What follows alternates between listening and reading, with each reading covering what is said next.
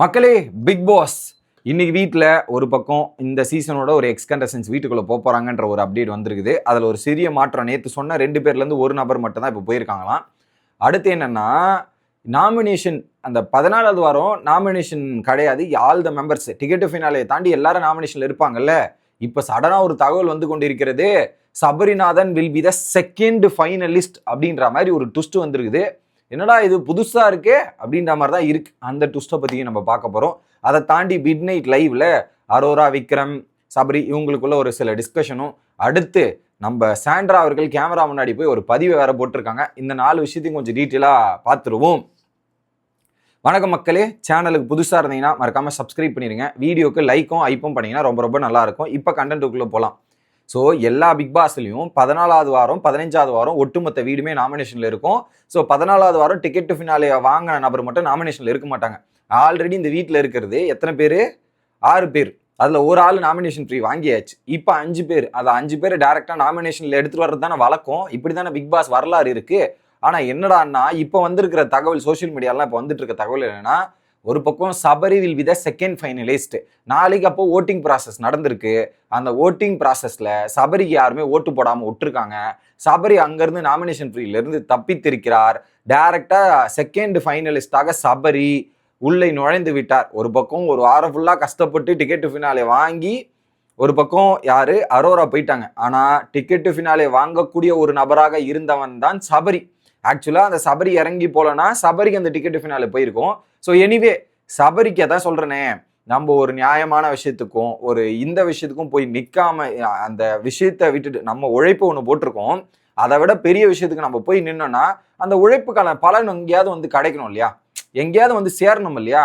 அந்த ஒரு உழைப்புக்கான பலன் எப்படி வந்து சேர்ந்துருக்கு பார்த்தீங்களா. சபரி செகண்ட் ஃபைனலிஸ்ட், ஒரு பக்கம் அரோரா ஃபர்ஸ்ட் ஃபைனலிஸ்ட், செகண்ட் அது சபரிக்கு போக வேண்டிய இடம். அந்த இடத்துல இருந்து வந்து சபரிக்கு அந்த பலனும் திரும்ப கிடைச்சிருக்குல. So that was the super moment. அதான் வினை விதைத்தவன் வினை அறுப்பான். இன்னொரு பக்கம் அது நல்லது செஞ்சா நல்லது நடக்கும், கெட்டது செஞ்சா கெட்டதான் நடக்கும். நல்லது செஞ்ச சபரிக்கு நல்லது நடந்திருக்கு அப்படின்றதான். அடுத்து வியானா அவர்கள் வீட்டுக்குள்ள நுழைஞ்சிருக்காங்க. வியானா வீட்டுக்குள்ள போயிட்டு ஏதோ கலாச்சதாக சம்பவங்கள்லாம் இருக்கு. வீட்டுக்குள்ள போயிட்டு யார் யாரெல்லாம் வச்சு செய்ய போறாங்கன்றது பார்க்கணும். ஆல்ரெடி வெளியே வந்து திவ்யாவோட பிஆர் இந்த மாதிரி ஆக்டிவிட்டீஸ்க்கு அவங்க போட்டு அடிச்சுட்டு இருந்தாங்க. அதை நம்மளால பார்க்க முடிஞ்சுச்சு. கானா வினோத் உள்ளுக்குள்ளேயே இது இருக்கு. அது வெளியே இருக்கிற சப்போர்ட்டை பேஸ் பண்ணி அட்டாக் பண்ண மாட்டாங்கன்னு நினைக்கிறேன்.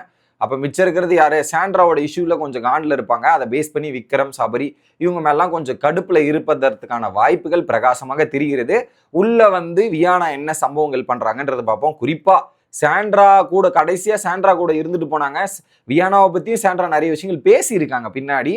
அப்போ சாண்ட்ராவோட ரியாக்ஷனும் வியானாவோட என்ட்ரியில என்னென்னலாம் நடக்குதுன்றத நான் பார்க்க ரொம்ப ஆவலுடன் காத்து கொண்டிருக்கிறேன். சம்பவம் இருக்கும்னு நினைக்கிற மக்களே, ஐ திங்க் ஸோ இருக்கும். ஸோ பார்ப்போம். ஆனால் வியானா உள்ள வந்தவொடனே யார் சந்தோஷப்படுவாங்க? விக்ரம் தான் சந்தோஷப்படுவார் மெயின்லி. ஏன்னா விக்ரம் கூட தான் ரொம்ப க்ளோஸ் கான்டாக்ட்ல இருந்தாங்க பேசுறதுல. அப்போ விக்ரம கூட பின்னாடி நிறைய விஷயங்கள் நடந்ததால விக்ரம் என்ன பண்ண போறாரு அப்படின்றத பார்ப்போம். ஓகே, அடுத்து அரோராவும் விக்ரமும் பெட்ரூம்ல டிஸ்கஸ் பண்றாங்க லைவ்ல. ஓகே, இந்த டிஸ்கஷன் முன்னாடி நம்ம நடிப்பு சாண்ட்ராக்கு போயிடும். ஓகே, சாண்ட்ரா போயிட்டு கேமராவில் ரிஜிஸ்டர் பண்ணுறாங்க. எனக்கு வந்து இப்போ மென்டலியும் சரி ஃபிசிக்கலியும் சரி ஓகே, பாடி பெயின்லாம் எல்லாமே போயிருச்சு. மெடிடேஷன்லாம் எனக்கு கொடுத்தாங்க, எல்லாமே கரெக்டாக இருக்குது. எப்படி மெடிடேஷன்லாம் கொடுத்தாங்க, எல்லாமே கரெக்டாக இருக்குது. இப்போ நான் நல்லா இருக்கேன். எப்படி நான் நல்லா இருக்கேன், நீங்கள் என்ன பண்ணிடல, என்ன நினச்சிலாம் வரி பண்ண வேண்டாம், ஃபீல் பண்ண வேண்டாம், கஷ்டப்பட வேண்டாம். I am very okay. Okay, பாப்பாஸ்லாம் ஹாப்பியாக இருக்காங்களா பிரசன்ட் பார்த்துக்கோ, அது எல்லாத்தையும் நல்லபடியாக ஸ்கூலுக்கு கூப்பிட்டு போன்ற மாதிரி சொல்லிட்டு பாப்பாவோட ஃப்ரெண்ட்ஸு பேர்லாம் வரிசையாக சொல்லி அவங்களுக்கு இன்ஃபர்மேஷன் சொல்லிடுறாங்க. I am completely safe. இப்போ எனக்காக இந்த வீட்டில் எல்லாருமே இருக்காங்க. உடனே வந்து பிரஜன் அமித்துக்கிட்டையும் சொல்லிடு அப்படின்ற மாதிரி அமித்தையும் சொல்லிடுறாங்க. அடுத்து இந்த பிக் பாஸ் டீம்லாம் எனக்கு நிறைய ஹெல்ப் பண்ணாங்க. I am feeling very very safe. என்னை சுற்றி எல்லாரும் ஒரு நல்ல ஆட்களாக இருக்காங்க. கம்ப்ளீட்டாக ரிலீஃபாக இருக்கேன். ஓகே, பட் நான் உன்னை ரொம்ப மிஸ் பண்ணுறேன் பிரஜன் அப்படின்றதும் சொல்லி ஒரு முத்தமும் கொடுத்து முடிக்கிறாங்க. நைட்டு ரிஜிஸ்ட்ரேஷன் அக்கா வந்து கேமராவில் வழக்கம் போல் டெய்லியும் பண்ணுவாங்கல்ல, அதை அங்கே கேமராவில் இன்ஃபர்மேஷன் கொடுத்து முடித்து விட்டார்கள் அப்படின்றதையும் பார்க்க முடியுது. இதை சொன்ன உடனே தான் எனக்கு ஒரு டவுட் வந்துச்சு. பிரஜன் வந்து இன்னைக்கு இன்டர்வியூ கொடுக்கும்போது பிஆரை பத்தி ஒரு சில விஷயங்கள் சொன்னாரு. கேமரா முன்னாடி அடிக்கடி ரிஜிஸ்ட்ரேஷன் பண்றதும் பிஆருக்கு தான் அப்படின்னு சொன்னாங்க. அப்ப இது பிஆருக்குன்னு நம்ம எடுத்துக்கலாமா மக்களே? அவர் சொன்ன டைலாக், இன்டர்வியூல சொன்ன டைலாக்கே இங்க கனெக்ட் பண்ண தோணுச்சு. ஏன்னா அக்கா அடிக்கடி இப்ப கேமரால வந்து பண்றாங்களா, ஒருவேளை அதுக்கா இருக்குமோ அப்படின்ற மாதிரி டவுட் வருது மக்களே. டவுட், வேற எதுவுமே இல்லை. அவர் சொன்னதே அவருக்கு போடணும் இல்லையா? அதான். அடுத்து பெட்ரூம் கான்வர்சேஷன் போவோம். விக்ரம் மற்றும் அரோராக்கு. அப்போ சொல்கிறாங்க 5 வாரம் இப்படி மாதிரி இருந்து கடைசியில் பத்தியா இல்லையா டிடிஎஃப் அடிச்சுட்டேன் பயங்கரம்ல அப்படின்ற மாதிரி டிஸ்கஸ் பண்ணிருக்காங்க. அடுத்து விக்ரம் சொல்கிறாரு, இம்பல்சிவாக எட்டி மிதித்து தள்ளி விட்டது தான். ஸோ அந்த தப்பு வந்து தப்பு பண்ணிட்டு மன்னிப்பு கேட்காம ஜஸ்டிஃபை பண்ணுறதெல்லாம் ரொம்ப ரொம்ப தப்பு, அது லிமிட்டை தாண்டிருச்சு அப்படின்னும் போது உடனே அரோரா சொல்கிறாங்க, ஆமாம் ட்வின்ஸுக்கு ரெட் ராட் கொடுத்தாங்க, எதுவுமே பேச முடியல அப்படின்ற மாதிரி. உடனே விக்ரம் சொல்கிறாரு, சில டைம்லாம் வந்து நல்லா பேசுவான், எப்படி சில டைம்லாம் அவன் நல்லா சும்மா பண்ணுறான், சில டைம் நல்லா பேசுவான் போது உடனே அரோரா சொல்கிறாங்க, இந்த ஆபாச குறியீடு இல்லை, நான் எத்தனை வாட்டி பார்வதி கெஞ்சின்னு போயிட்டு இருந்தேன் தெரியுமா, இதில் பீப்புள்ஸை பார்த்து அழுகிறதெல்லாம் இப்படி பார்க்கறதா இருக்கட்டும், இது கல்லுக்குள்ள ஒரு ஈரம் இருக்கும்னு நினச்சேன், ஆனால் அப்படிலாம் அவன் கிட்ட கிடையவே கிடையாது.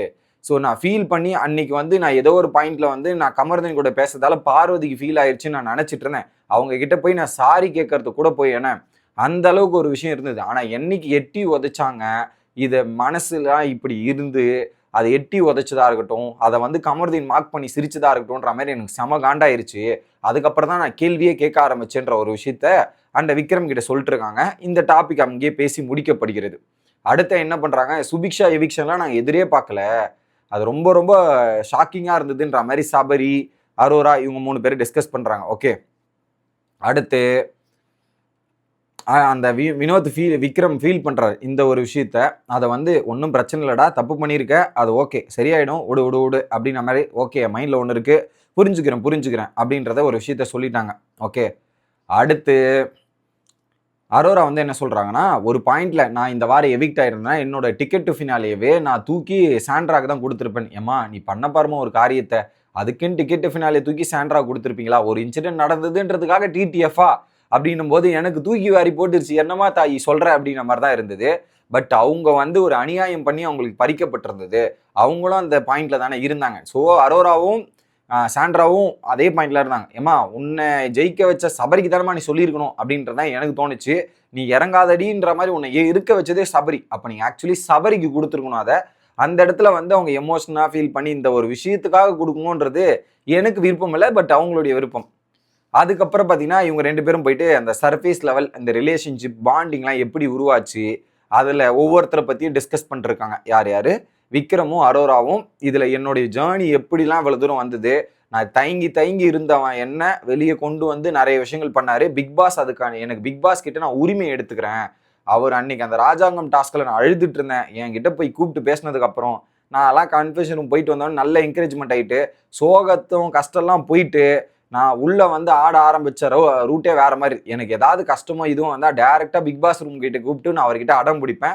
அவர் எனக்கு நிறைய விஷயங்கள் பேசி புரிய வைப்பார். அதுக்கப்புறம் நான் மோட்டிவேட் ஆகிட்டு கேமை சூப்பராக விளையாடுவேன்ற மாதிரி சொல்லி நைட்டு டிஸ்கஷன் நடந்துட்டு இருந்தது. சபரி மட்டும் ஒரு பாயிண்ட்ல தனியாக உட்காந்துட்டு இருந்தான் கார்டன் ஏரியாவில்.